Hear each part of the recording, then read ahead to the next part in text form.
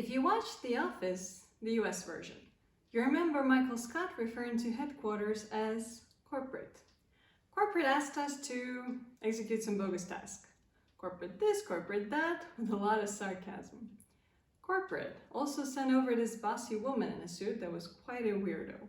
And she was a monkey on the back for Michael Scott. Well, I had the privilege to work for corporate and make people do something on top of their daily jobs without them directly reporting to me. It ranged from merely asking for an hour of their time to download their knowledge on a particular market, to asking them to fill out some slides, to working on a large integration and restructuring project that involved so many changes that even a very change-receptive person would rebel. As you can imagine, willingness to collaborate was not a given. It depended on how busy the person was, how much of their time the task required, how open they were for such corporate requests, and the value they saw in them. And finally, it depended on who made the request and how. Most of my team members, experienced and opinionated male colleagues, often exhibited a lot of authority to make sure the job is done. I always found that this approach wouldn't work for me, as I didn't exhibit so much authority, given I was much younger, less experienced, and a lady. It was tough in the beginning. There were a couple of people who did not want to deliver what I asked of them, and in some cases, I just had to recur to heavy artillery, asked my senior team members to step in. Progressively, though, it got better. Most likely because colleagues across the company got to know me, got to understand the value of my projects, my work ethics, and my less authoritative approach, but one rather focused on collaboration. I always started off with explaining why we're doing this, why we need to fill out these slides for the strategy deck, for example, how it will showcase the given team's priorities and help management understand what support is required. Wearing my wardrobe also helped me make sure both my missions and me were taken seriously. I talk about my wardrobe concept in a dedicated video, but here I want to describe one project experience that required a different approach to getting things done. It's the one where corporate decided to introduce a whole lot of changes to a number of departments at a subsidiary with the main location in California. When you think of startups in California, a couple of images come to mind, including smart geeky guys in hoods and shorts, developing the most exciting technology of the century. Mind-blowing ideas, the greatest talent from all over the world, free spirits. Now imagine corporate sending over a lady in a suit to change the way they work. Add more structure, more reporting, more processes for quality control, documentation, traceability, global collaboration, etc., etc. This wouldn't fly. I quickly understood that I need to become a part of this team to help them drive change from within. These colleagues need to understand that I'm on their side, and all the novelties the corporate decided to introduce are actually for everyone's long-term benefit. How did I get to be perceived as an insider and not an outsider? The most critical point was communication. Everyone needed to be not only in the loop, but aligned with the plan and invested in executing it. I spent countless hours in meetings and phone calls designing the specific steps of every workstream together with the key members of every team, and then communicating broadly what we came up with. What I learned is that there's just never enough communication. It's easy to fall into the trap of assuming everyone knows what's happening, and there is no other logical way of approaching the task, but I came to discover that people can have completely different perceptions of reality, of how work needs to be done, and only by openly talking about the details and constantly aligning from A to Z could such multifaceted projects succeed without massive discouragement and frustration. What I found even more important than this sort of communication is the one-on-ones. I wanted to make sure we're on the same page with all the managers and team leaders, but large meetings are just not the right forum to have everyone heard. There's no time and space.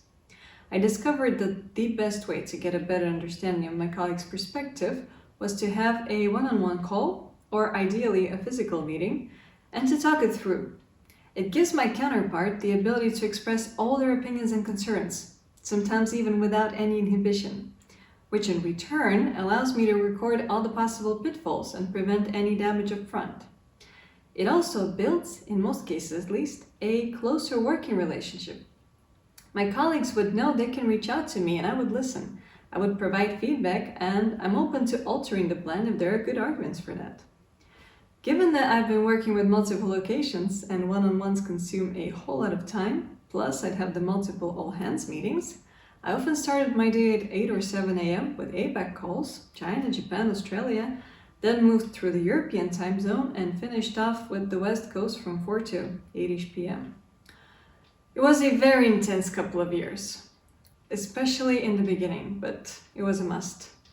I wanted to establish these working relationships with the teams, and I needed to be on top of every detail of the project. This was the only way I could make sure the project was going in the right direction. It would also give my colleagues a sense of security that I know what's happening, I know what I'm doing. Piloting a global project from corporate certainly meant a lot of time on phone and video calls, but it was not enough. To truly get to know the teams, the project status, and really bond professionally, I needed to be present on the locations. It showed more commitment from that damn corporate, and it really allowed me to become part of these teams locally. There's no better way of getting to know your colleagues as during lunches and dinners, so I took all the opportunities to meet so one-on-one or in small teams and have quality conversations about work and about life. I talk a bit more in my Look the Talk video on how your appearance, lifestyle, and other non-work related aspects add to how others perceive you at work. I really think it's important to get to know people as people, not just colleagues working on the same project. What I also discovered is that, big surprise, most people are heavily resistant to change, especially if change is mandated and drawn upon them, not coming from their own free will. And even though everyone knows that this is the reality of how businesses grow, evolve, reinvent themselves, every once in a while we want to complain. I don't mean it in a negative way. Venting is so important, and I tried to streamline this complaining and frustration into actionable adjustments that needed to be made. More specifically, I gladly got on a call with someone who dropped me a line that, "This doesn't work, I don't like where this is going." And I would hear this person out. Together we'd then try to find a solution. All constructive feedback was more than welcome. My colleagues needed to know that they can pick up the phone, discuss the issue with me, and we'd try to solve it. Sometimes, in such large projects with a whole lot of new structure and new colleagues, people might just not know where to address. I made myself available as the first line of support for the whole project. Made sure to either solve the issue or bring it up to the relevant department and follow up that it was resolved. Last but not least, if I wanted to be an insider and not a crazy lazy from corporate, I needed to drop the suit. It's California, don't be ridiculous. I did not go as far as hoodies and shorts, wasn't the style of that specific place either, but I adopted a much more relaxed style. It could still include blazers, but usually more casual ones. And honestly, I would have died without them because AC in the US is just insane. And I wore them with tops or t-shirts. One of my t-shirts from the good old PhD days says "Spread knowledge, not vaccine preventable diseases." And another one from a trade show says "Genius" in chemical elements. People could laugh or comment on them. You know how people in the US comment a lot on your outfits, right?